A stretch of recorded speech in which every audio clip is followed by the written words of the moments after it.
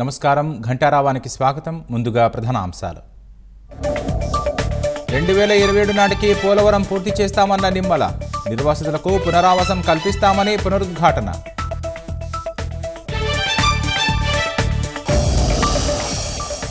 ముడుపుల కోసం రాష్ట్ర ప్రయోజనాల్ని పణంగా పెట్టిన జగన్. పీపీఏల పేరిట అదానితో కలిసి వేల కోట్ల కుంభకోణం.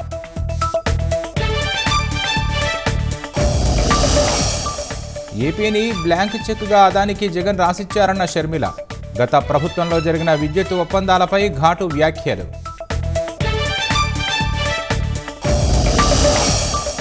రాష్ట్రాలను బలోపేతం చేసే దిశగా లోక్ మంథన్ కార్యక్రమాలు.